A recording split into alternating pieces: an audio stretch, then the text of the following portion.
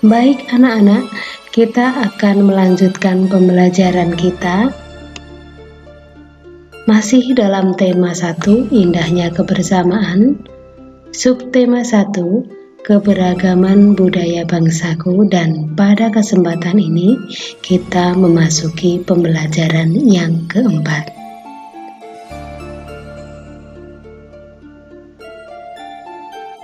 Baik, anak-anak sekalian, fokus pembelajaran kita pada saat ini adalah Bahasa Indonesia, PPKN, dan Matematika. Adapun tujuan pembelajaran kita pada kesempatan kali ini, yang pertama, setelah melakukan pengamatan, anak-anak mampu memberikan contoh segi banyak beraturan dan segi banyak tidak beraturan dengan benar. Tujuan yang kedua, setelah bereksplorasi, anak-anak diharapkan mampu menunjukkan perbedaan segi banyak beraturan dan tidak beraturan dengan benar. Tujuan yang ketiga, setelah membaca teks, anak-anak diharapkan akan mampu menuliskan gagasan pokok dan gagasan pendukung dari setiap paragraf teks yang dibaca dengan terstruktur. Adapun tujuan yang keempat, setelah membaca teks, anak-anak diharapkan mampu menyusun gagasan pokok dan gagasan pendukung dari teks yang dibaca menjadi kerangka tulisan dengan sistematis. Tujuan yang kelima, setelah melakukan demonstrasi, nanti anak-anak diharapkan mampu menjelaskan pentingnya sikap persatuan dan kesatuan dalam keberagaman dengan terperinci. Adapun tujuan yang keenam, tujuan yang terakhir, setelah berdiskusi, anak-anak diharapkan mampu menemukan contoh-contoh sikap persatuan dan kesatuan dalam keberagaman di lingkungan dengan benar. Baik anak-anak, silahkan mengamati gambar yang akan Ibu tayangkan. Sebelumnya, perlu kita ketahui bahwa Indonesia juga kaya akan keberagaman kain tradisional, misalnya batik, songket, dan ulos. Jenis-jenis kain tersebut merupakan kekayaan budaya bangsa. Nah, ayo kita cari tahu lebih lanjut. Nah, ini salah satu motif batik. Mungkin anak-anak di rumah ya, ibunya atau neneknya ada yang memiliki kain batik sama seperti ini mungkin. Ini pola batik yang kedua. Nah, dan ini adalah pola batik yang ketiga. Nah, silakan anak-anak mengamati dari gambar-gambar yang tersaji, kemudian temukan segi banyak pada pola kain-kain di atas. Diamati ya anak-anak. Nah, ini. Kemudian ini, dan ini pola batik yang terakhir. Baik, kita lanjutkan. Segi banyak. Segi banyak itu dibedakan menjadi segi banyak beraturan dan segi banyak tidak beraturan.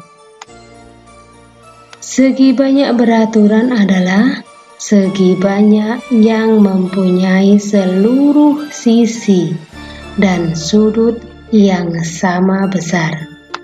Jadi, dikatakan segi banyak jika semua sisinya mempunyai panjang yang sama dan semua sudutnya mempunyai besar yang sama.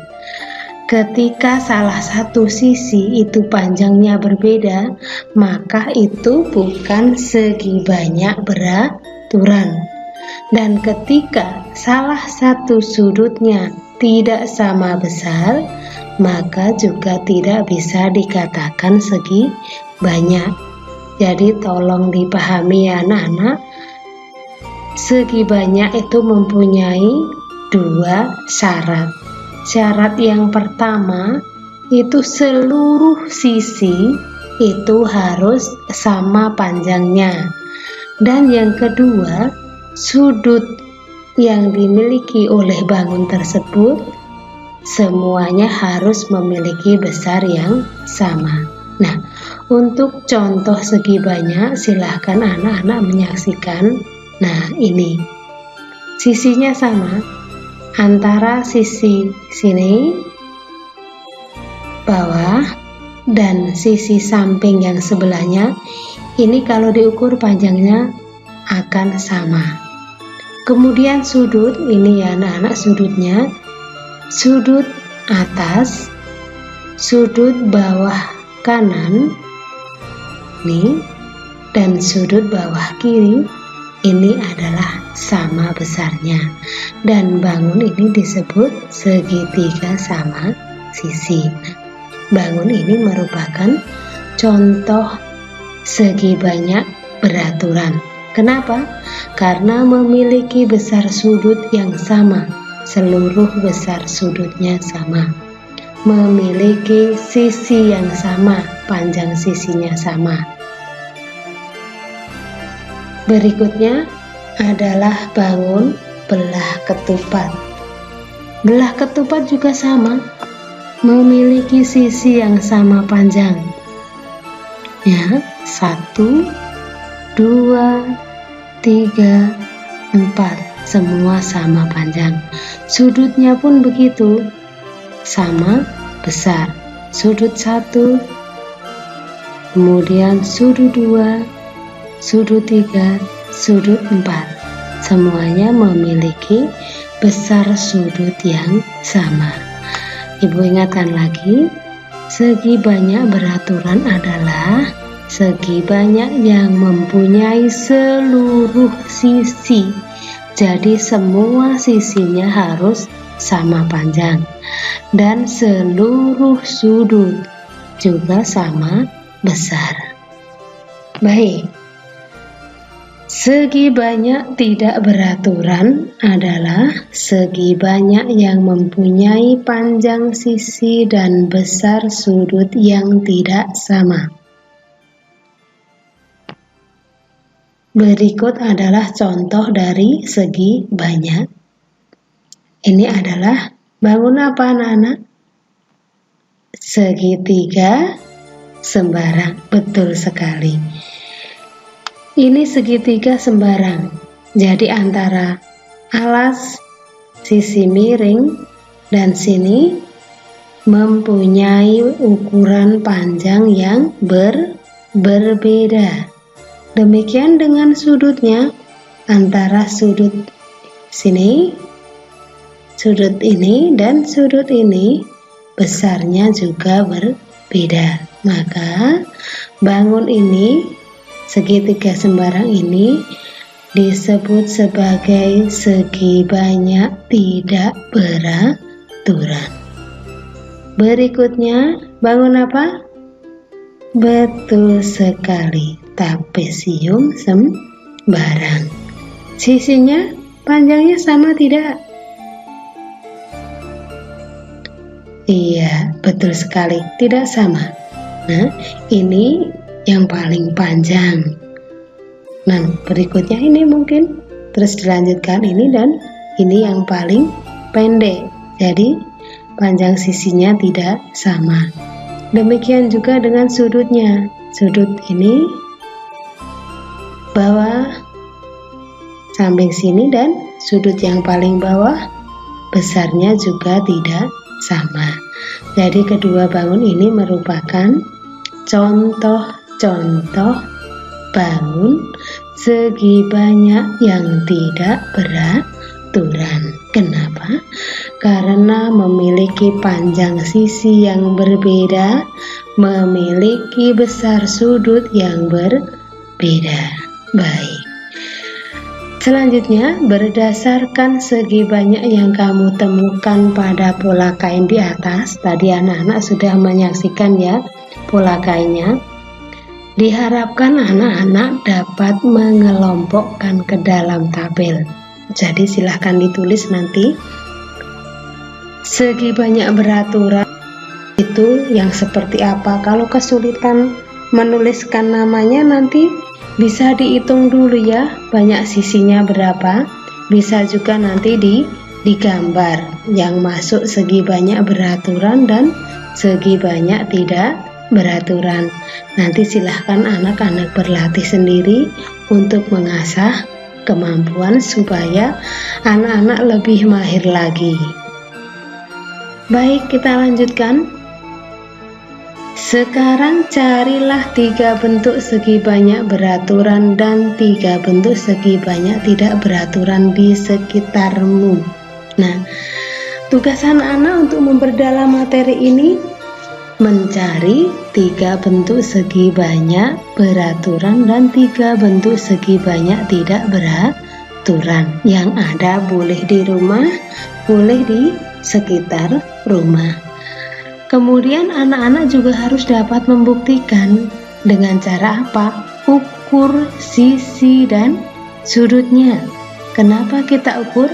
Karena yang membedakan segi banyak itu beraturan atau tidak adalah dengan mengetahui ukuran sisi dan besar sudut. Jadi nanti ketika anak sudah menemukan bendanya, maka ukurlah panjang sisinya. Kalau semua sisinya sama panjang, berarti segi banyak apa anak-anak? Iya, segi banyak beraturan, betul sekali. Dan ketika panjang sisinya berbeda, maka iya, segi banyak tidak beraturan. Betul sekali. Nanti anak-anak bisa menuliskannya di dalam buku tulis ya, sebagai latihan untuk memperdalam juga pengetahuan, pemahaman dan keterampilan anak-anak semua. Nanti bisa ditulis di buku tulis tadi 3 bentuk benda yang ada di rumah. Nanti ini barisnya bisa ditambah 1 baris lagi. Baik anak-anak, kita lanjutkan. Iya, kembali lagi ke desain batik.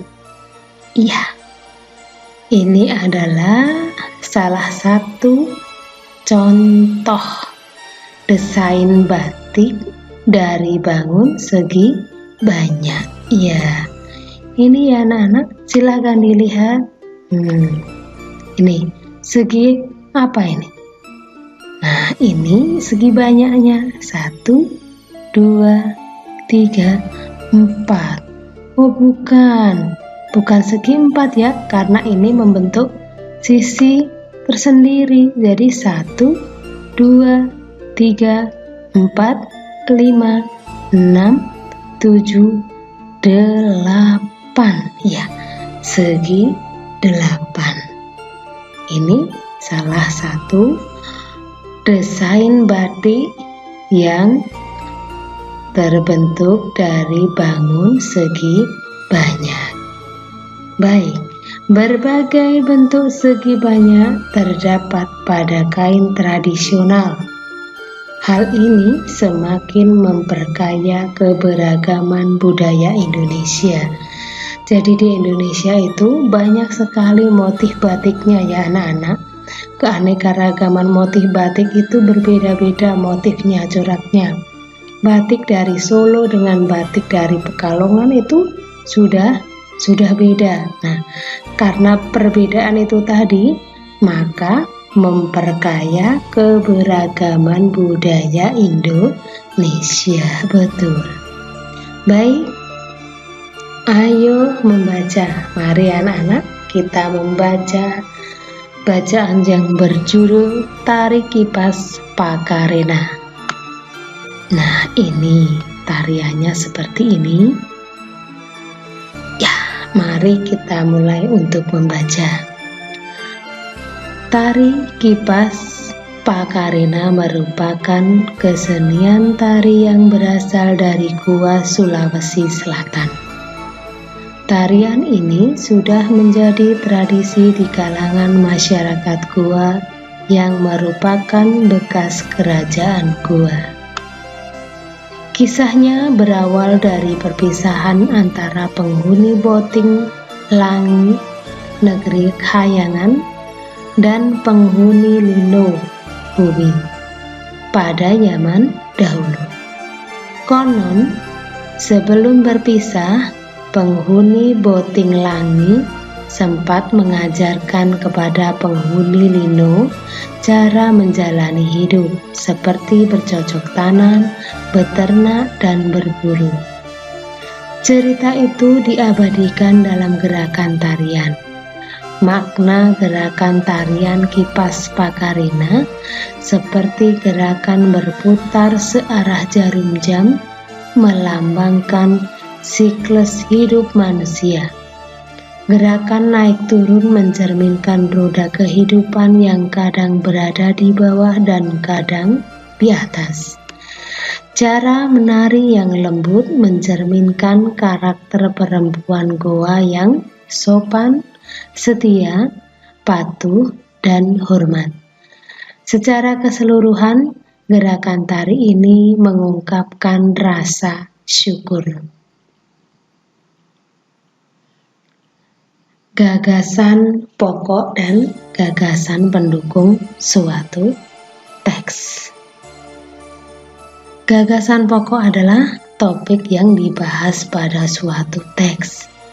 Sedangkan gagasan pendukung adalah uraian atau informasi tambahan pada suatu teks yang terletak pada kalimat penjelas.